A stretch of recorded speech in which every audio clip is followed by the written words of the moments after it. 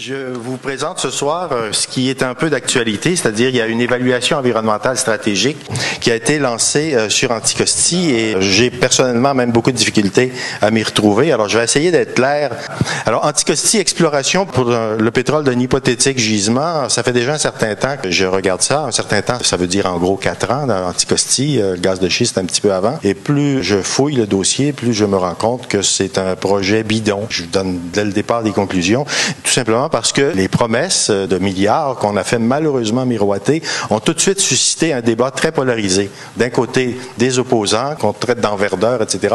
De l'autre côté, des promoteurs qui ont dit il y a des milliards. Il est plus que temps de commencer à passer un message beaucoup plus terre à terre, beaucoup plus concret, je dirais beaucoup plus technique ou beaucoup plus scientifique, quoique je traite d'aspect économique. Mon domaine, c'est beaucoup plus l'ingénierie de ça. Donc, c'est par ce biais-là que j'ai commencé à regarder le projet.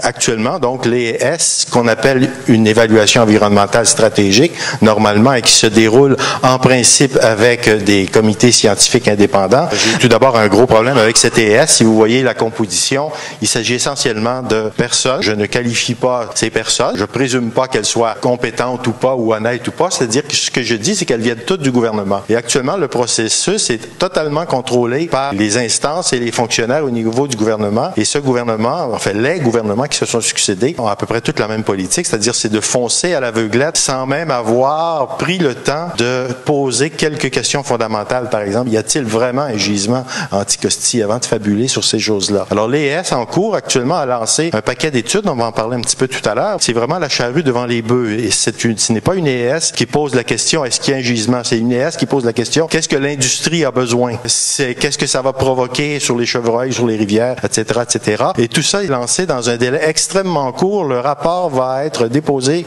à l'automne. Et actuellement, certaines études viennent d'être données à contrat, dont une de 210 000 $ pour étudier le réseau d'implantation de pipelines dont on aura besoin pour relier tous les puits. Alors, vous voyez, donc on est vraiment rendu loin dans le processus. Ce sont des étapes assez difficiles à suivre. Il y a également, il faut dire aussi, en principe, un comité aviseur indépendant. On retrouve quelques personnes, j'en connais quelques-uns là-dessus. Ce sont des gens qui, en fait, ont un rôle extrêmement limité. Le comité aviseur et le comité d'experts indépendants qu'on indique ici et le comité de l'ES pour l'ES hydrocarbures qui étudie l'ensemble de la problématique, c'est-à-dire transport, pipeline, Old Harry, les gisements conventionnels, les gisements non conventionnels, incluant Anticosti, et une ES spécifique Anticosti. Ce sont exactement les mêmes personnes qui font la même chose dans les mêmes délais. Il est assez complexe de trouver, moi je m'intéresse qu'à l'aspect Anticosti, j'ai essayé de dégager les aspects qui sont propres à Anticosti dans ce secteur et c'est relativement difficile. Pour se retrouver où on en est en 2015, à l'été 2015, je vais vous faire rapidement une chronologie d'Anticosti. Bon, tout d'abord, en 2011, il y a eu un rapport pour Petrolia, à l'époque, Petrolia Corridor, qui a établi justement que dans la roche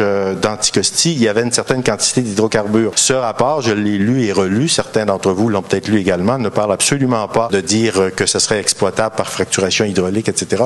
C'est un rapport comme on en fait dans tout projet d'exploration pétrolière. On veut savoir combien de pétrole il y a initialement en place dans la roche-mère et si de ça, on déduit qu'il y en avait dans ce bassin géologique, ben on peut penser qu'il y a peut-être des gisements conventionnels. Et aujourd'hui, on dirait aussi qu'il y a peut-être possibilité d'aller exploiter ça par des méthodes non conventionnelles. Alors, 2012, ensuite, le 16 mai, là, c'est Investissement Québec qui a injecté 10 millions dans Petrolia pour, en principe, faire 4 forages.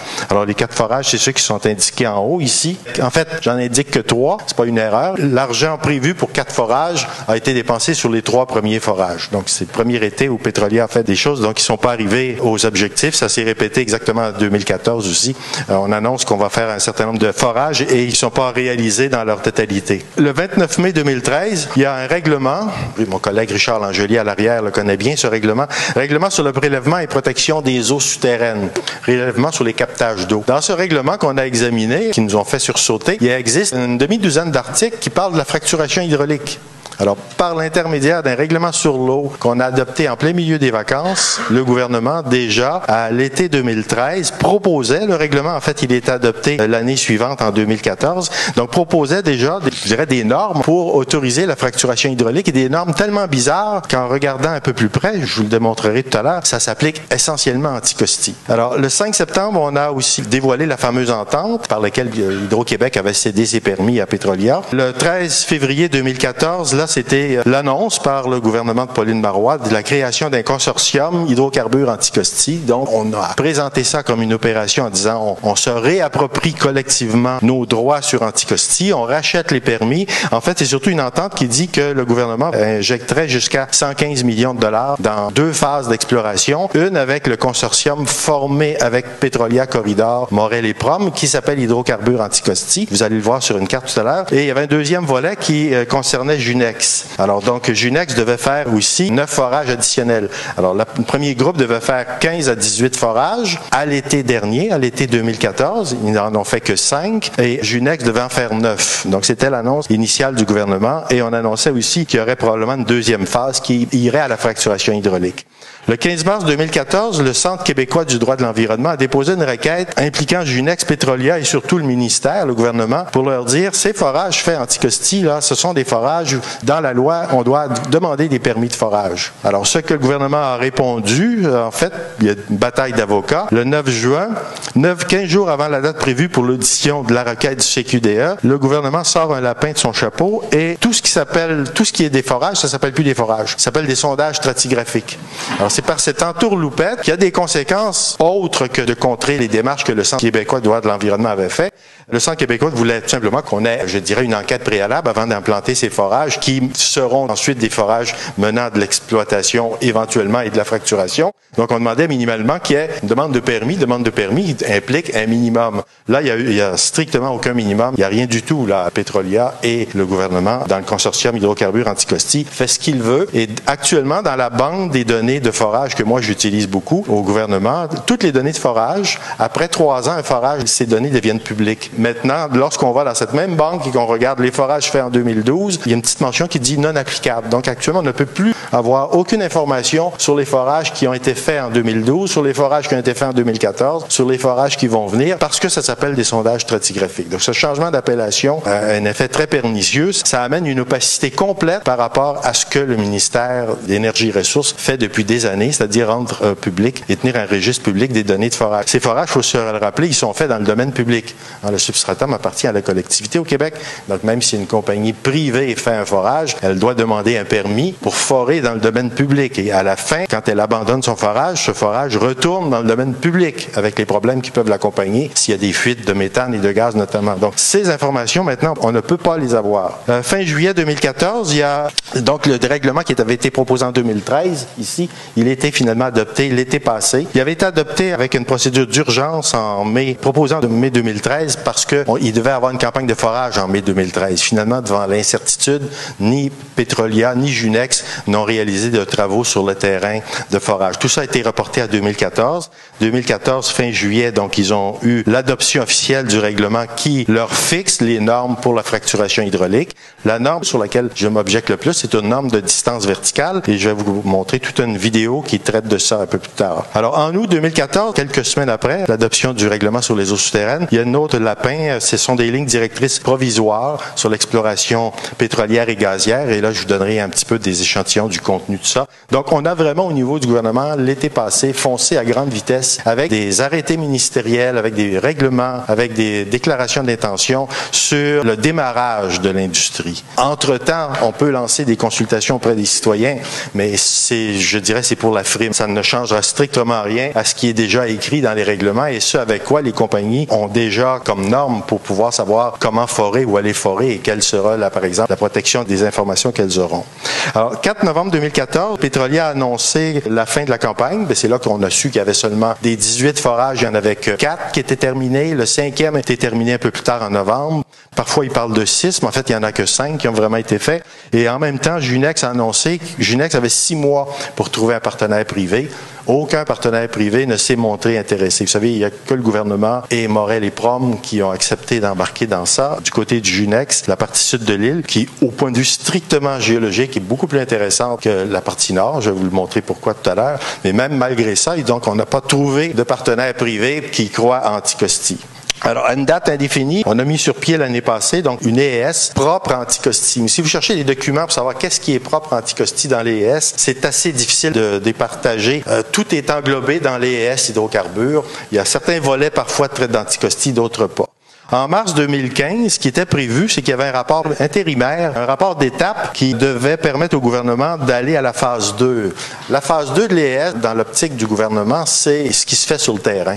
Pour le gouvernement, on voit bien que l'étude environnementale ou l'étude d'Anticosti, c'est les 18 forages ou les 15 forages initiaux qui s'appellent sondage stratigraphique. Et la phase 2 de ça s'appelle les 3 forages avec fracturation hydraulique. C'est pas une ES, ça c'est une campagne d'exploration géologique. Mais la confusion dans les documents, si vous allez sur les pages du gouvernement, quand on vous parle de ce qui se fait Anticosti, cueillette de données, etc., et ce sont deux choses en parallèle. Une campagne assez classique de forage pour démarrer une industrie et une autre qui sont, je dirais, des éléments bonbons, accessoires, consultation des citoyens ou quoi que ce soit, présentation de scénarios, j'y reviendrai un petit peu. Le 15 juin, ça c'est dans moins de 2 semaines, il y aura une table ronde réunissant 10 experts. Je suis pas là-dedans. Je sais pas s'il y en a qui ont été contactés. Je sais pas d'où viendront ces experts, mais il y aura une table ronde qui va, soi-disant, être la journée où d'autres personnes en dehors des gens du gouvernement vont présenter quelque chose. Alors voilà, c'est ce qu'on a. Et tout ça, c'est pour un rapport final de l'évaluation environnementale stratégique, hydrocarbures et Anticosti. Dans les deux cas, on a à la fin d'automne pour présenter un rapport final qui va faire la synthèse de toutes les données. Donc, on va se prononcer sur, par exemple, la poursuite de la campagne d'exploration ou la poursuite des données alors qu'il y a eu un retard dans la campagne de forage. La phase 2 sur le terrain est reportée à l'été 2016. Donc, comment peut-on rendre un rapport final alors qu'on n'a même pas complété, je dirais, une campagne d'exploration géologique? Voici donc ce qu'on appelle les ES propres Anticosti. Voici comment c'est décrit. Ça, c'est des photos d'écran telles quelles sur le site du gouvernement. Donc, une ES propre Anticosti décrit comme ça. Phase 1, 15 sondages sur le terrain. Phase 2, réalisation de travaux qui comportent, le cas échéant, 3 forages avec fracturation. Moi, c'est pas une ES pour moi, là. Une ES, c'est pas une campagne de forage. C'est surtout pas de la fracturation. Il n'a pas été corrigé, il n'a pas été changé. Il est toujours sur la page. Dépôt du rapport final, donc fin 2015. C'est absolument irréaliste comme données. Donc, je parlais des permis d'hydrocarbures Anticosti et Junex. Bon, il faut savoir que ces groupes détiennent, vous détenez 37% par les fonds gouvernementaux de ce qui est en mauve ici. J'ai mis 2 tons de mauve, je l'ai expliqué tout à l'heure, et Junex qui est en jaune, et ainsi que Transamerica Énergie qui a un permis. Donc, Junex a 5 permis.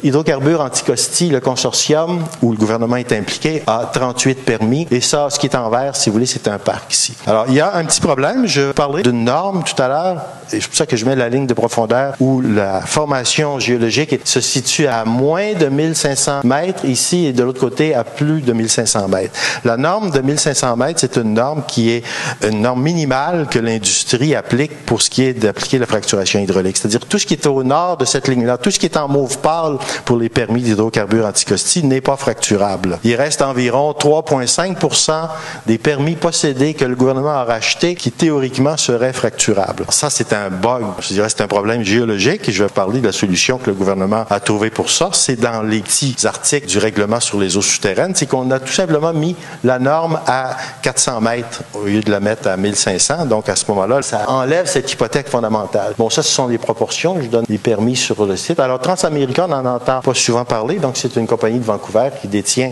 un permis. OK. Il y a 64 études. Alors là, je vous demande pas de les lire. Juste pour vous montrer. L'ES, Hydrocarbures et Anticosti ont lancé ensemble. C'est le même comité. Il y a 64 études qui sont lancées. Il y en a 31 qui sont faites à l'externe, 33 qui sont faites à l'interne par les ministères pour l'ensemble. Mais celles qui concernent Anticosti, il y en a 19 qui sont faites à l'externe pour Anticosti et il y en a 20 qui sont faites à l'interne. Donc 29 études, celles qui sont en jaune ici, c'est celles qui se rapportent plus spécifiquement à Anticosti. Juste pour vous montrer un peu, pour départager, celles qui sont faites à l'externe, je vais insister un peu plus. Alors, donc il y en a 20 qui sont faites à l'interne, je les ai regroupées, dont une qui porte sur les scénarios, celle qui est tout en haut ici. Alors, sur les scénarios, ici, ça s'appelle « Élaboration de scénarios pour le développement détaillé d'Anticosti ». Alors, ce sont des scénarios de développement. On en a parlé il y a 3 semaines dans les journaux. Ce sont 2 scénarios plus, scénarios moins. On va y revenir tout à l'heure ici.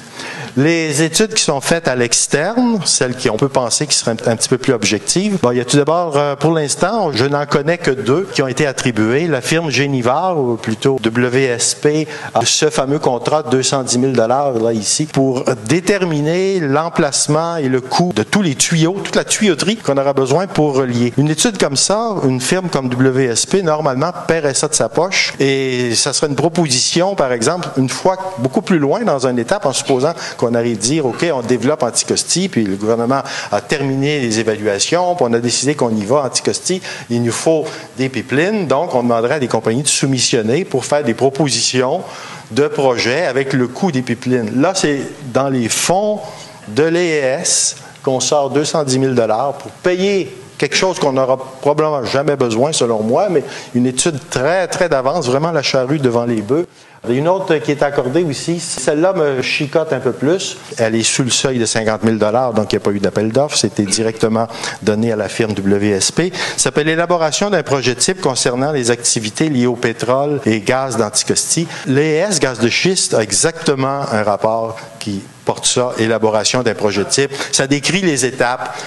Exploration, forage, besoin en eau, facturation, etc. Toutes les étapes ont déjà été décrites et c'était le CIRAD, une firme de Polytechnique, là, qui a fait ça. Donc, c'est un organisme qui a rendu un rapport que j'ai critiqué un petit peu parce que j'ai fait un commentaire sur le rapport. Ils ont eu comme mandat d'établir un projet type qui suit les étapes des activités de l'industrie. Sauf que les activités de l'industrie, c'est sûr, ça s'arrête quand ils décident de fermer le puits. Ce qui se passe après n'est pas défini dans le projet type. Donc, toutes les études de l'évaluation gaz de schiste, évaluation environnementale stratégique, avaient ce bug, c'est qu'ils s'arrêtaient toutes une fois que l'industrie dit que nous, on arrête nos activités, on a fini.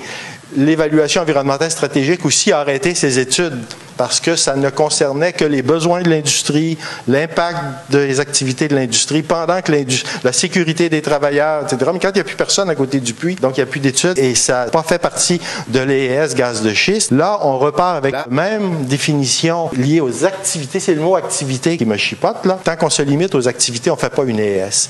L'impact de la fracturation, l'impact d'implantation de forage, ça a des conséquences à long terme. Et là, il n'y a plus d'activité de l'industrie, mais le puits est là pareil, même si l'industrie n'est plus à côté. Maintenant, c'est donné en plus à une firme Génivore. Je ne peux pas présumer du contenu des rapports, il n'est pas sorti, mais ça va certainement reproduire exactement le même bug qu'il y avait dans l'évaluation environnementale pour le gaz de schiste.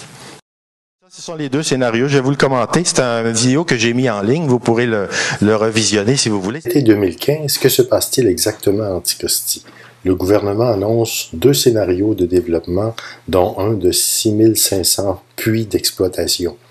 Cela risque d'affecter particulièrement les zones où la profondeur du shale est à moins de 1500 mètres de profondeur, ce qui est indiqué dans la zone marron sur la carte. Les scénarios sont en vert et en jaune ici.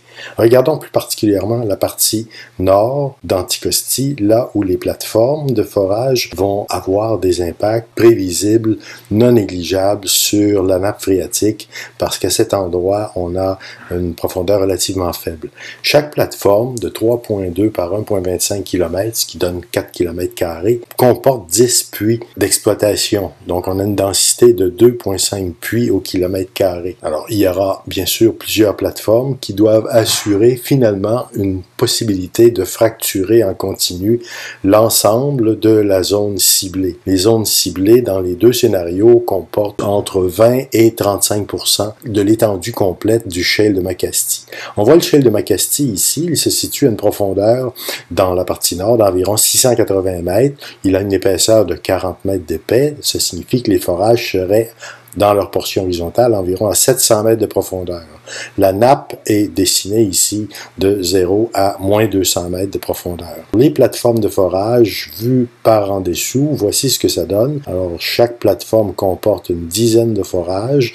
Les zones en orangé et marron sont les zones où le roc est fracturé. Ces fractures s'étendent normalement dans un diamètre de 250 mètres, 125 mètres à partir des portions horizontales du forage. Certaines fractures, par contre, et on le verra un peu plus tard, peuvent s'étendre beaucoup plus loin, dans certains cas jusqu'à 550 mètres. Alors, dans ces cas-là, la fracturation pénétrera dans la nappe de près d'une cinquantaine de mètres. Donc, certaines fractures auront des extensions beaucoup plus considérables que celles qui sont normalement prévues, lesquelles s'étendent bien au-delà du 125 mètres initialement planifié. Lorsqu'on a cette pénétration, la zone de 200 mètres qui est l'aquifère, on aura directement les fluides de fracturation qui vont se mélanger à l'eau souterraine. C'est un cas assez unique qui n'a pas de contrepartie nulle part en Amérique du Nord. Voici une compilation de l'extension des fractures dans plusieurs milliers de forages dans le shale de Marcellus. La nappe à cet endroit-là est situé environ à 240 mètres de profondeur. Les forages eux-mêmes sont beaucoup plus profonds. L'extension des fractures atteint dans l'exemple 485 mètres et même 550 mètres dans des endroits où c'est un peu plus profond. Ça laisse une marge entre le haut de la fracturation et le bas des aquifères d'un peu plus de 1100 mètres.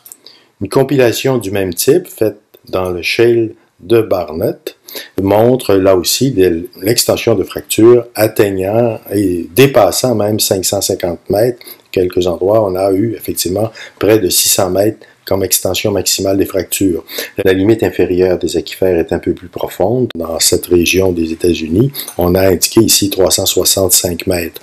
Malgré tout, la marge entre le haut de la fracturation, la marge de sécurité, cet espace où la fracturation ne pénètre pas, avant d'arriver au bas des aquifères, montre plus de 1500 mètres de distance.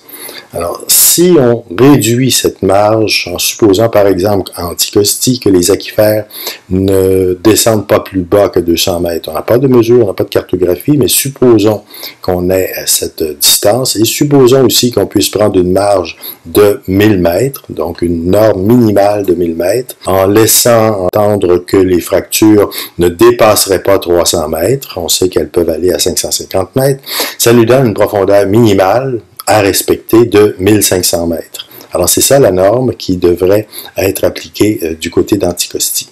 C'est en prenant ces paramètres, 300 mètres plus 1000 mètres plus 200 mètres pour la profondeur de la nappe, qu'on peut voir où seraient à Anticosti les zones où la fracturation hydraulique devrait être exclue totalement. La carte montre la ligne de 1500 mètres de profondeur qui laisse une mince bande dans la partie sud-ouest qui correspond à un critère acceptable. Tout le reste, plus de 80%, ne correspond pas à aucun critère.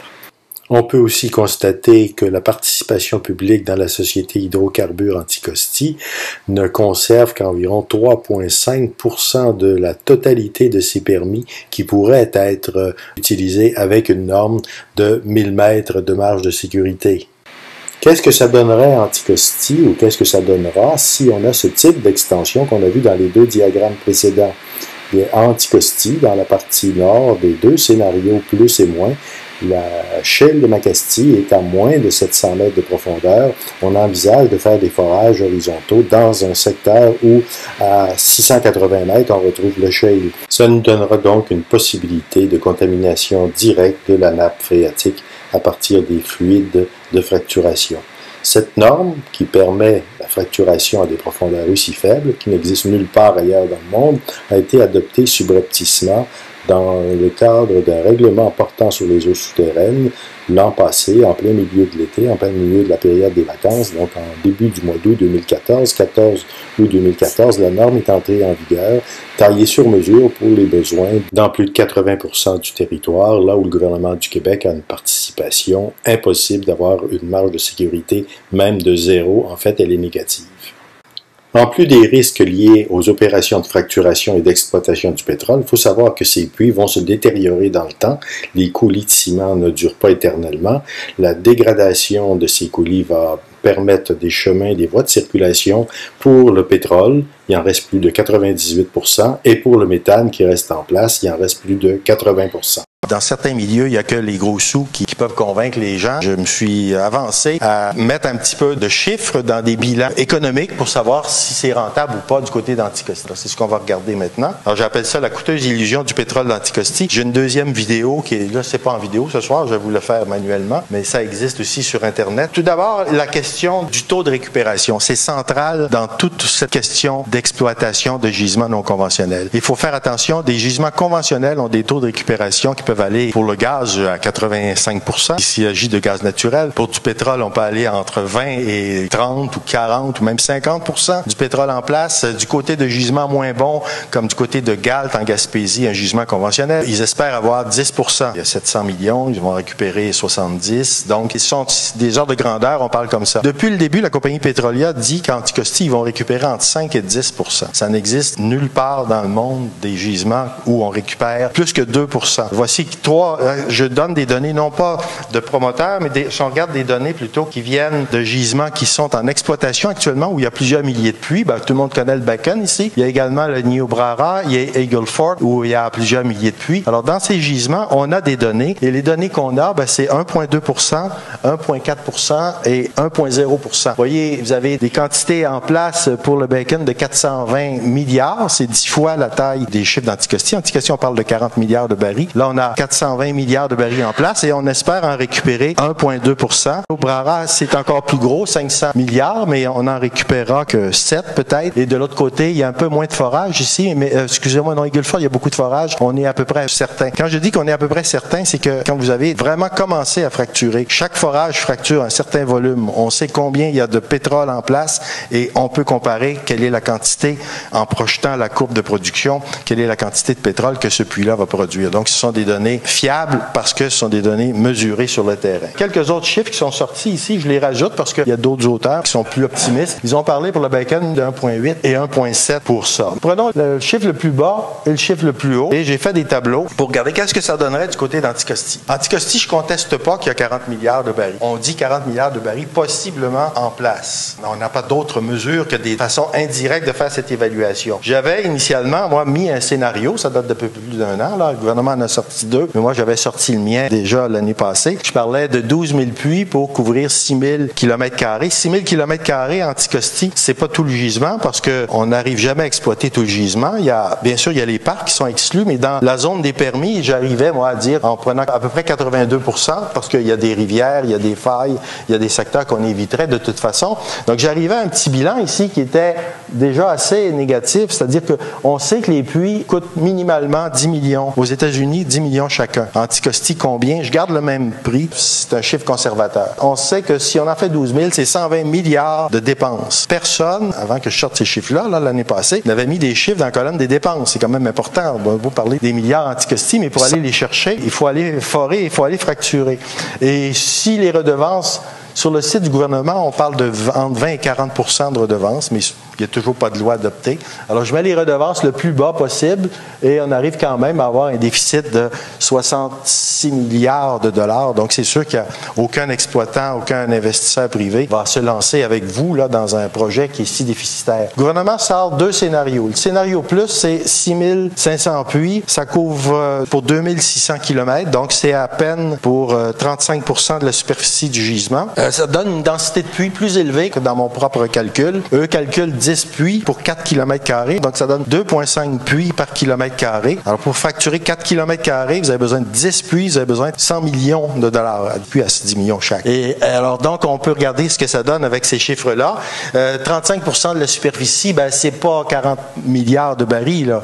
Ça va être 35% de 40 milliards de barils. Vous avez, si vous fracturez que le tiers du gisement, vous avez que le tiers du gisement aussi que vous pouvez penser mettre dans votre colonne de revenus. Alors en colonne de revenus, avec un baril à 100 $, ce qui n'est pas le cas aujourd'hui, ça donnerait 29 milliards de dollars. Ben là aussi, on voyait, on a un très gros déficit. S'il faut tenir compte des redevances, je ne dis pas qu'elles seraient payées, les redevances. Si on ne fait pas de forage, il n'y aura pas de redevances, mais un investisseur va calculer, non seulement il va calculer ça, mais il va calculer aussi qu'il faut qu'il y ait au moins 15% de surplus. S'il n'y a pas au départ 15% de bénéfices par rapport à l'investissement en tenant compte des redevances et en tenant compte des coûts, il n'investit pas. Ce n'est pas un gisement, étant donné les risques. Deuxième scénario, qui est un peu plus petit ici, c'est-à-dire qui couvre moins de puits, 3900 puits, 1500 km², la même densité de puits, parce que c'est le même pattern de plateforme qu'ils utilisent. Je mets les forages un petit peu plus coûteux. Je les ai mis à 10,5 millions, celui-là je le mets à 11 millions. Si, dans les scénarios du gouvernement, le scénario plus, on fait l'équivalent de 130 puits par année. C'est ce qu'on fait aux États-Unis dans chacun des gisements par mois. Et dans un contexte où il y a une forte concurrence au Texas, il y en a des fournisseurs de tuyaux de forage, il y en a des derricks disponibles disponibles, etc. Transporter tout ça du côté d'Anticosti et en diluant le projet sur 50 ans, ces forages sont étalés sur une période de 50 ans, c'est évident qu'on n'arrivera pas au coût le plus faible. Hein. Donc, je suis encore une fois très, très conservateur en rajoutant un petit montant additionnel pour souligner qu'ils vont coûter plus cher les puits si on en fait moins. Puis, il y a surtout l'ensemble des infrastructures qui sont pas là, Anticosti, qu'il faut faire. Moi, dans les coûts des puits, je répartis le coût des infrastructures. S'il faut un port pour accoster, s'il faut des routes, etc., il faut répartir. C'est des coûts qui doivent être payés quelque part. Donc, on les répartit sur chacun des 6500 puits ou chacun des 3900 puits. Donc, ça augmente le prix ici. Alors, encore une fois, je vais passer rapidement parce que le déficit, il est beaucoup plus prononcé, le déficit d'un scénario du gouvernement du Québec. Quand on parle ici de 43 milliards d'investissements pour arriver à un déficit de 29 milliards, le rapport est plus pessimiste que dans mon cas. En haut, là, moi, j'arrivais peut-être à la moitié, mais eux arrivent carrément à quelque chose où il n'y en a pas de revenus. Il faut aussi penser que le pétrole à 100 $, c'est pas la réalité et que le taux de récupération pourrait être aussi dans la fourchette inférieure. Alors là, j'ai mis le cas pessimiste ici. Là, au lieu d'avoir un taux de récupération qui était le maximum à 1,8, je mets un taux de récupération à 1% seulement et le pétrole à 60 $. Qu'est-ce que ça donne comme déficit? Un déficit de 102 milliards pour des dépenses de 120 milliards, ça marche pas. Hein? Il n'y a pas personne qui se lance en affaires. Là. Vous êtes tellement loin d'une possible rentabilité. On pourrait penser dans mon premier scénario, si le pétrole monte à 300 $, je vais y arriver jusqu'à 300 $. Là, je vous le monte à 150. Vous allez voir, il y a tout le temps des déficits. C'est en rouge la dernière colonne. Alors, j'ai fait 4 calculs, si vous voulez. Je passe rapidement parce que c'est que des chiffres. Vous pourrez les retrouver en allant sur Internet, sur mon site. Je les ai mis, ces tableaux-là. Alors, ce qui ne change pas, c'est bien sûr, c'est tout le temps le coût des forages. Il est toujours large. Donc, si on a moins de revenus, vous avez automatiquement un déficit plus gros. Alors là, le prix est remonté à 150 $ dans ce diagramme-là. Celui-ci va être pour 200 $. Il n'y a jamais de chiffre en noir qui apparaît. Les déficits sont tout le temps en rouge. Pour le scénario plus, le déficit est à 34. Il est un peu plus faible parce que là, on est rendu avec un baril qui serait à 200 $.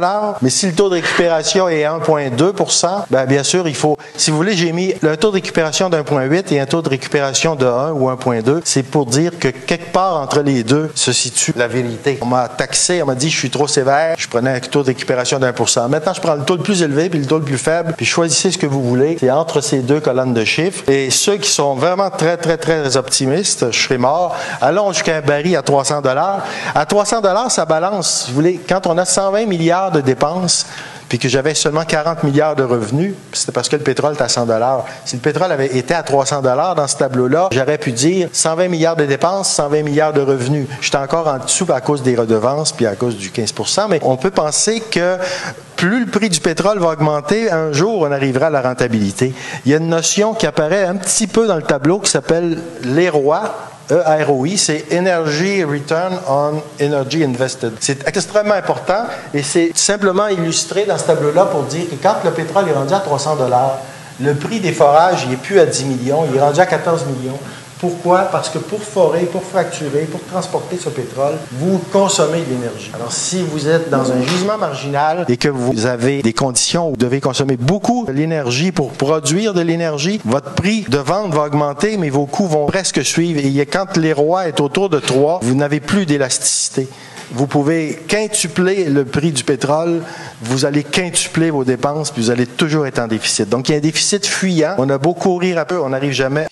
Un dernier petit, il me reste juste un ou deux tableaux. Ça, c'est les estimés, pour revenir sur ces fameux estimés ici. Alors, il faut savoir que les estimés ont été faits initialement en 2011 pour Petrolia, qui est devenu ensuite Hydrocarbures Anticosti. Donc, dans ces permis, on parlait de 33,9 milliards comme étant le meilleur estimé. Mais il y a un estimé faible et un estimé haut. L'estimé faible, c'est que vous avez 90% de chance d'avoir 21 milliards de barils.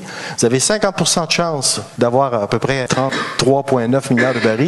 Et si vous êtes très optimiste, vous avez seulement 10% de chance. Excusez-moi, j'ai mis 50, mais c'est 10%. Petite erreur ici, je dois corriger. Vous avez 10% de chance d'avoir 54 milliards de barils. Junex a fait la même chose. Donc, quand on parle du 40 milliards, en réalité, le vrai chiffre, c'est 46 milliards. Tout le monde l'arrondit parce que c'est tellement incertain, ça. Vous avez 9 chiffres dans le tableau. Vous pouvez prendre celui que vous voulez. Junex a une évaluation de 12,2. Petrolia avait une évaluation de 33,9. Donc, ça donnait un peu plus de 46 milliards de barils. barils. C'est sûr qu'on ne peut pas exploiter la totalité de l'île comme on le voit dans les scénarios. Donc, on parlait de 40 milliards de barils ici. Il vient de sortir en avril une nouvelle évaluation. C'est le rapport Sproul qui a une mise à jour où on établit maintenant les valeurs à 20,9, 30,7, 45,2 au lieu de 53. Donc, vous voyez, il y a quand même une diminution. Pour l'estimé du milieu, c'est une diminution de l'ordre de 10 %.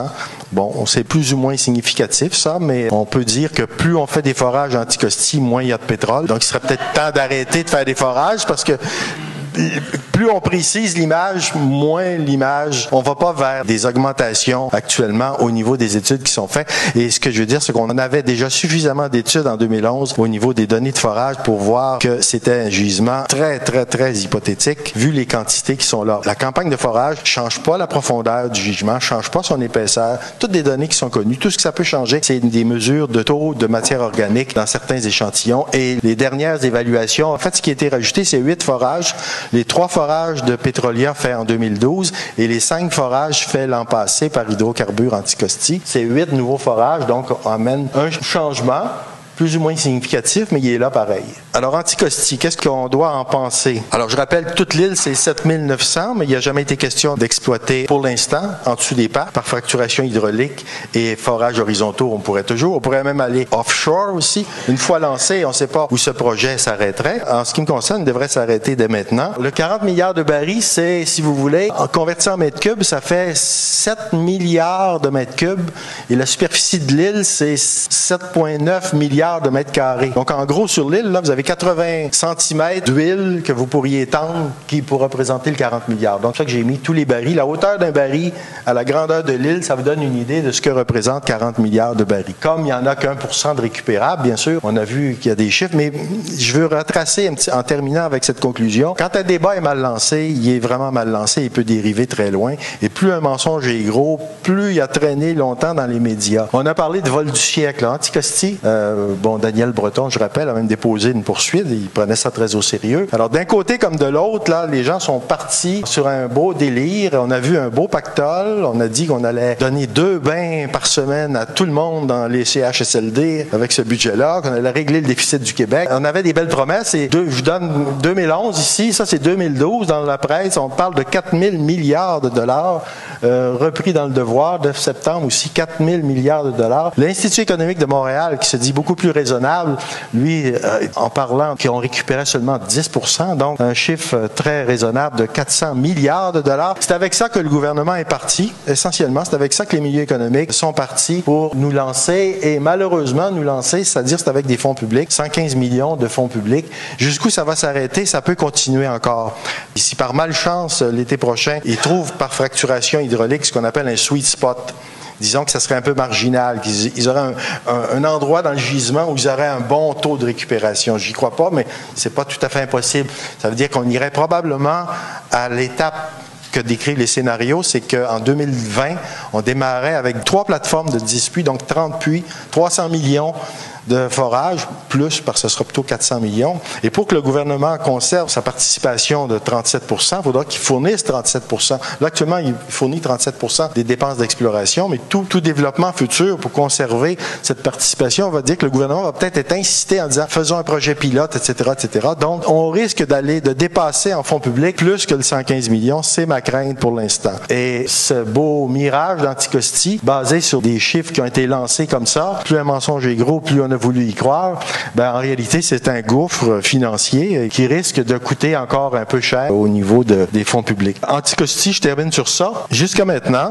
j'en ai eu la confirmation officielle en rencontrant la ministre. En 2014, c'est une décision qui repose sur aucun document écrit. C'est-à-dire, c'est essentiellement les lobbyistes, c'est ce qu'on m'a dit. C'était verbal dans une réunion qu'on a lancée qui aurait 45 milliards de retombées pour le Québec. Et c'est malheureux qu'on ait autant de difficultés à faire passer des documents un peu sérieux et qu'on se contente essentiellement d'images, d'impact ou de déclarations qui reposent sur pas grand-chose. Ce que je vais vous montrer ici, c'est une firme PacWest. C'est intéressant. Ils ont des cartes très, très détaillées de l'ensemble du monde et des continents. Anticosti, ça se situe ici. J'ai agrandi l'image. C'est, si vous voulez, l'ensemble des bassins où on trouve des hydrocarbures, des gaz de shale et des pétroles de shale, etc. Anticosti, évidemment, ne figure pas sur la carte. L'Utica, oui, mais ça n'est pas considéré comme un gisement dans les documents qu'on retrouve et qui sont des documents qu'utilisent les investisseurs. Donc, c'est peut-être la raison pour laquelle on n'en a pas trouvé non plus d'investisseurs privés pour s'embarquer dans le projet. Dernière question. Ça, c'est vrai, j'oubliais, j'ai rajouté ce point-là juste avant de partir. C'est quand même important, le gaz. Dans les scénarios, on dit que ça sera un projet mix pétrole et gaz. Mais le gaz Anticosti, il y a un problème majeur. Un port méthanier ou un truc souterrain, si vous faites seulement 130 forages par année, puis que vous étalez ça sur 10 ans, avant d'accumuler assez de gaz, vous le mettez où, votre gaz, avant que ça vaille la peine de dépenser 2 ou 3 milliards pour construire le port méthanier ou le projet. Donc, le gaz, contrairement au pétrole, le pétrole, vous pouvez le stocker, vous pouvez le mettre dans un bateau. Le gaz, vous devez le liquéfier ou vous devez l'envoyer tout de suite dans un gazoduc. Donc, du côté d'Anticosti, il y a très peu d'avenir pour le gaz d'Anticosti. Le seul avenir qu'il y a peut-être, malheureusement, c'est celui que la loi va autoriser. Et du côté d'Anticosti, donc, on a ça, on a la loi des mines qui dit qu'il n'y a aucune redevance sur le pétrole, gaz naturel qui est brûlé sur place à l'air libre. Donc, allez-y, vous n'avez aucune tarification pour ça. Et dans les directives qui sont sorties l'année passée, les lignes directrices provisoires d'exploration pétrolière et gazière, le seul élément qui concerne le gaz qu'on a introduit, donc on parle de 2014, là, ça vient de sortir, on dit qu'il devrait y avoir une déclaration obligatoire quand ça dépasse 10 000 tonnes de CO2. Et c'est pas précisé si c'est par mois, par année, par puits, par ci, par ça. Alors, donc, du côté d'Anticosti, les conditions légales sont là pour démarrer quelque chose en brûlant le gaz sur place. Mais il est évident que dans le bilan à effet de serre, ce ne sera pas très, très bon. Voilà. Merci.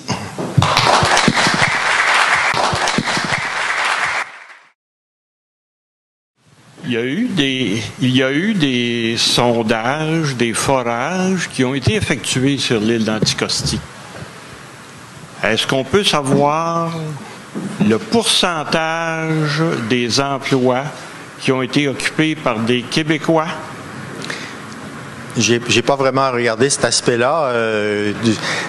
Au niveau des forages, il y en a certainement des gens sur place qui ont pu offrir des services de transport, camionnage, etc. Parce qu'il n'y a pas beaucoup d'infrastructures Anticosti. Peut-être Richard a des données plus précises. Ce qui sera, par contre, la grande illusion, c'est au niveau d'une opération d'exploitation.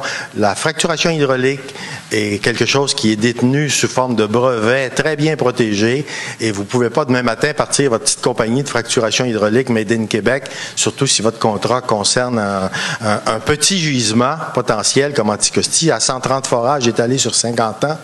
Ça sera pas, vous pourrez jamais rentrer en compétition avec des fournisseurs de services équivalents d'Alberta ou de Pennsylvanie ou du Texas. Donc, au niveau des retombées, ça sera tout le temps.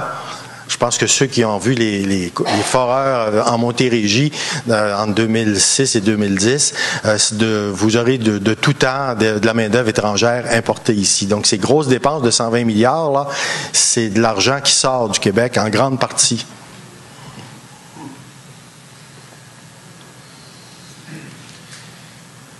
Oui, Marc, je voudrais savoir, est-ce que on a une idée, parce qu'on entend souvent parler sur Anticosti qu'il y a beaucoup de grottes, que le sous-sol, il y a beaucoup de failles, de trucs comme ça. Est-ce qu'on a une idée réellement, parce que les distances séparatrices en horizontale, dans le cas d'Anticosti, c'est 550 mètres à des sources d'eau potable.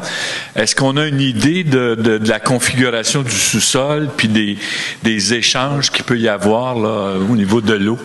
C'est très, très peu connu parce que les études Anticosti, c'est sûr qu'il y a eu des forages, mais les forages se préoccupaient du pétrole et non pas de détecter la densité de fractures ouvertes ou des problèmes comme la karstification, c'est-à-dire la présence d'indices de micro-cavernes. C'est pas les grandes cavernes qui sont préoccupantes dans un secteur. Évidemment, c'est la perméabilité du massif. Et la perméabilité du massif, c'est lié à des millions et des millions de fissures qui sont peut-être ouvertes d'1 centimètre ou d'1 millimètre dans certains cas. Et ça, du côté d'Anticosti, non, il n'y a pas de caractérisation hydrogéologique.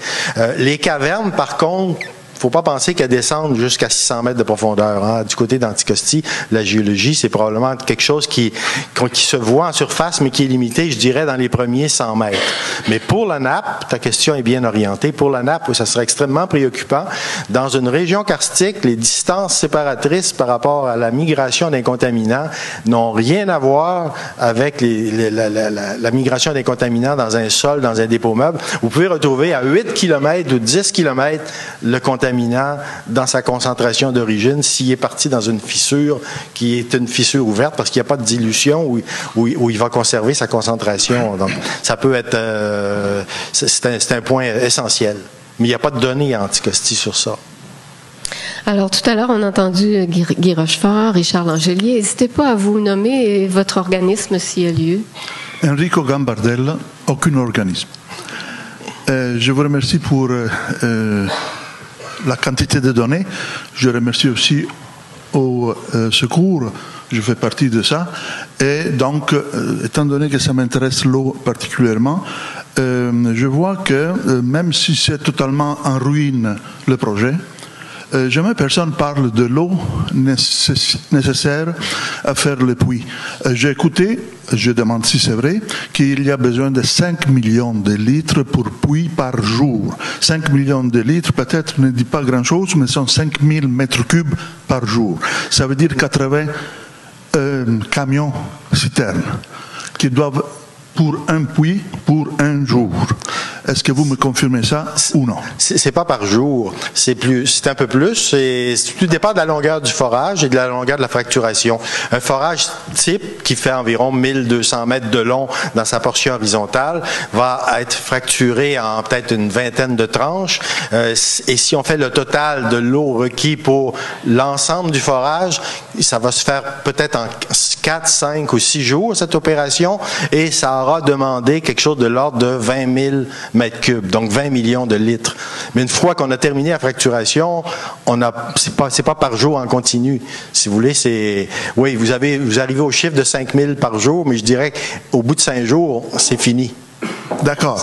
Mais maintenant, on sait que de cette eau injectée, il y a un 70% qui retourne et qu'il faut traiter. Où sont les traitements d'eau sur l'île? C'est moins que ça, en fait. C'est souvent de 40% seulement à peine qui revient. Et elle peut être réutilisée ou retraitée. Mais retraitée, il n'y a rien anticosti pour traiter l'eau, c'est sûr. Alors, vous savez, on va quand même avoir une bonne période de questions là, après la deuxième conférence, mais on entend oui, Vincent Marionnet, Comité de vigilance de l'Est de Montréal. Vous avez dit qu'ils ont invité des scientifiques pour l'étude environnementale, mais vous, on vous a pas invité. C'est leur tactique, ça. Ils veulent pas avoir des gens qui vont poser des questions embêtantes. Ceci dit, après les études environnementales, est-ce qu'il va y avoir des audiences publiques du BAP du Québec? Il n'y a pas de... Ben là, je ne veux pas entrer dans le côté politique.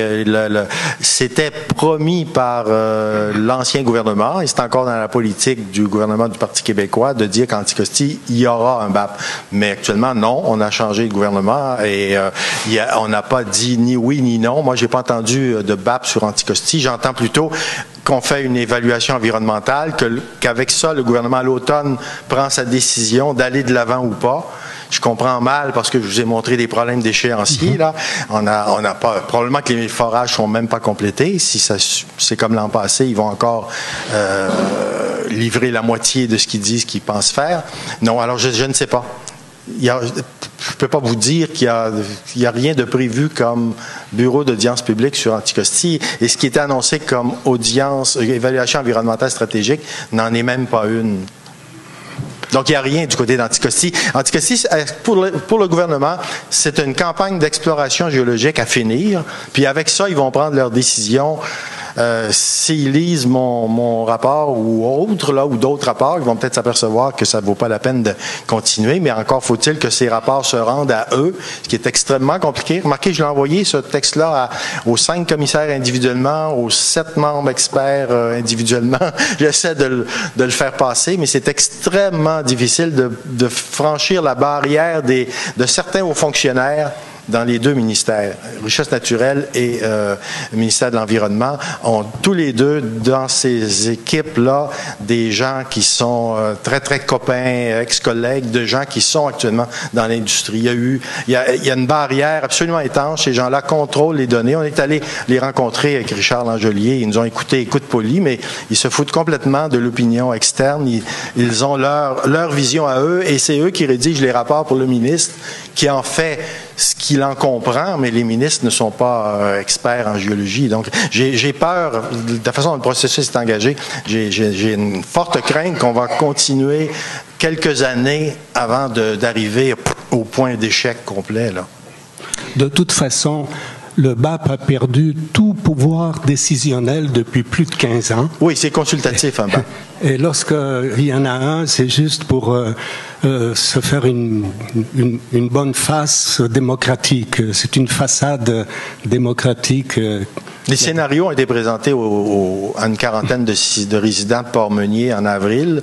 Ils étaient bien contents. On pensait qu'on venait les consulter sur les scénarios. Il faut savoir, les scénarios, c'est une obligation contractuelle envers la firme Génivard, WSP, qui, eux, pour pouvoir faire leur rapport d'ici la fin juin d'implantation des pipelines, ils devaient avoir, de la part du gouvernement, les scénarios pour leur montrer où sont les puits. Donc, le gouvernement a sorti les scénarios il y a 2 semaines, mais c'était pas un document de consultation. Donc, il n'y a pas l'équivalent. Il y a des séances d'information, il y a des pseudo-consultations, mais dans le vrai processus, il n'y a strictement rien qui peut influencer, et il n'y a pas de BAP prévu non plus.